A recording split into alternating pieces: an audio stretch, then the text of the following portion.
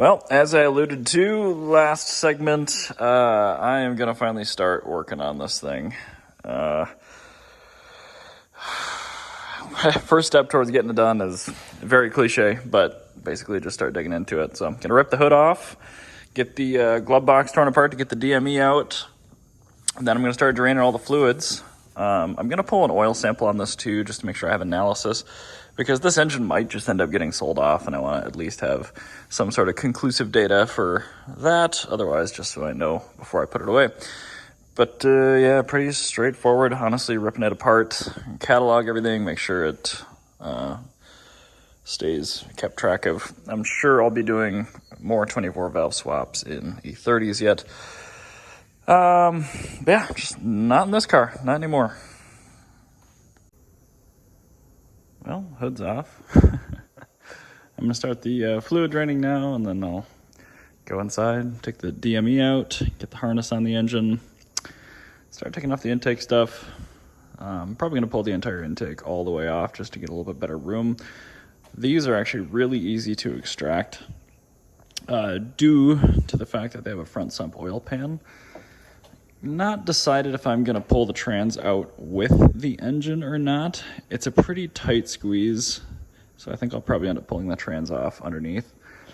I don't have a load balancer down here. I'm not sure why I didn't bring it down. I own like 4 of them, but we have a long way to go. Like I said, I still have to drain all the fluids and get everything disconnected and make sure we're good. All right, a little bit of progress. I had to hammer the absolute piss out of that exhaust, which is why it's looking a little shiny down there, to get it slipped out of the headers. I did get the drive shaft off, the shifter off, the heat shields off. And this thing is very rigidly mounted. So I think the next move is gonna be topside. I'm not sure, it might be best to try to take off the headers. Or maybe the front accessories and take it all out at once. I know I can take these things out with the transmissions on, and that's historically how I've done it. But I'm just going to pull the slave cylinder off and then go topside and see what we can see. All right. So a few things done. Throttle cable is out. It's going to be weird replacing an M50 throttle cable with an M20 throttle cable for a change. So much reverse of everything. Upper power steering pump bolts are out. All the balancer bolts are out. I'm going to take that off.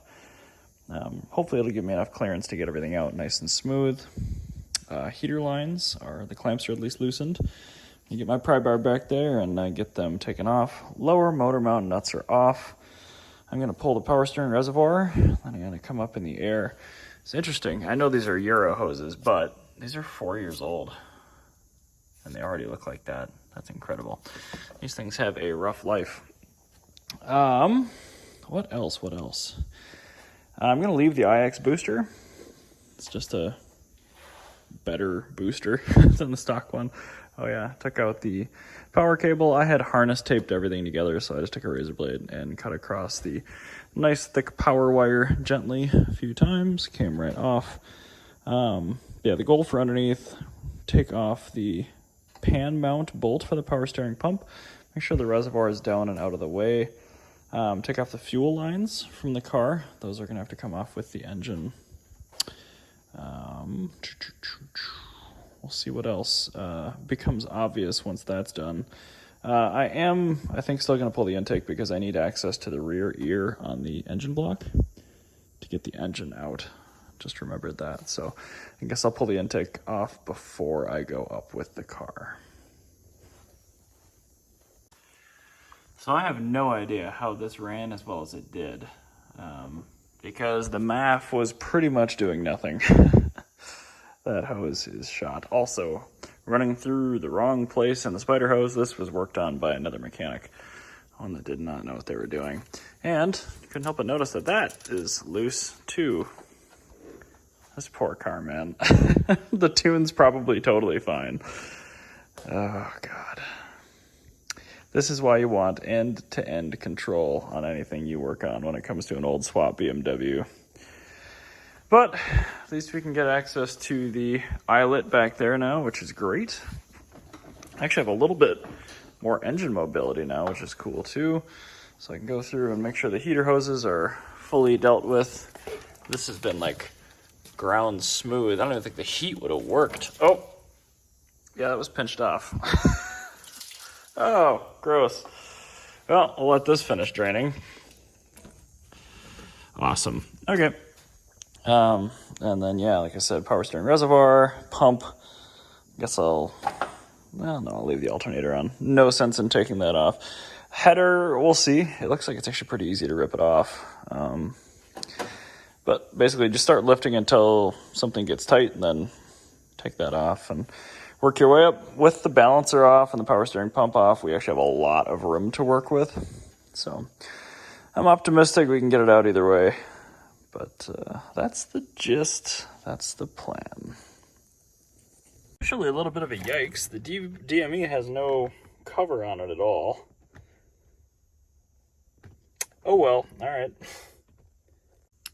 Well, that is the chip I put in here once upon a time.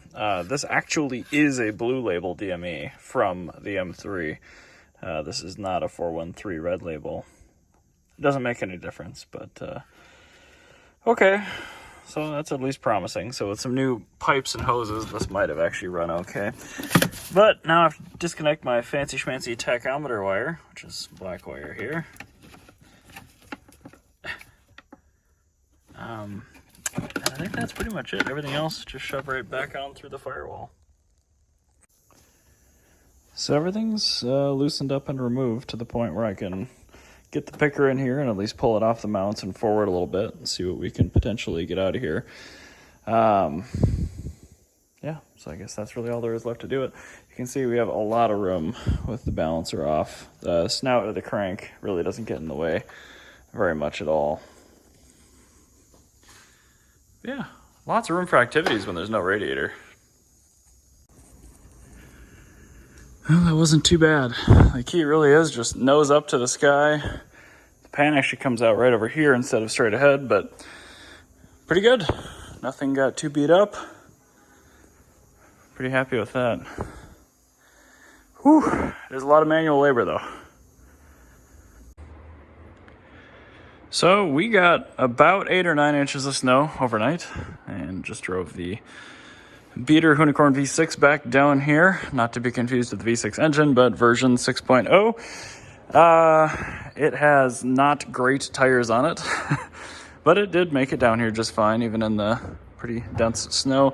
And of course, it's too cold for road salt to work, so still none of that on the road, luckily. But the braking distances were a little sketchy. So today I'm going to throw Mr. Wag's old winter tires and wheels on here. They're for an E90, but I don't see any reason why they won't just fit. So I'm going to get them out of the totes and I'll throw them on the car. I got this side done, so I have to check the air pressures. I'm really disappointed. I have, I put these Hankook ice bears on the back of the worn out set maybe 2 or 3 years ago, and they're already weather checked all the way through the inside of the tread. So really disheartened on that one. I might actually look through my discount tire receipts, see if I can get something done about that. The fronts are still the original Shampiro Winter Pro HP, just discount tire house brand tires, and they're fine. They're maybe 40% worn, but no tread issues. So you can hear the skid steer outside clearing snow. Hankook winter tires. These suck. I was gonna look at the mold date to make sure I'm not just completely crazy. Okay. So apparently, whatever discount tire store I bought these from gave me Hankooks from 2009. So that makes way more sense.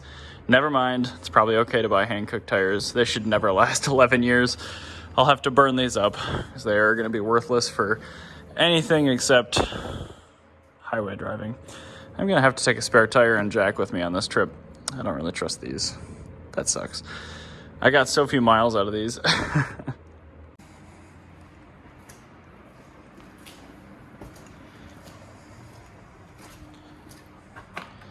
Everything's good to go. Just got to air them up and this thing's ready for a season of hooning. hopefully.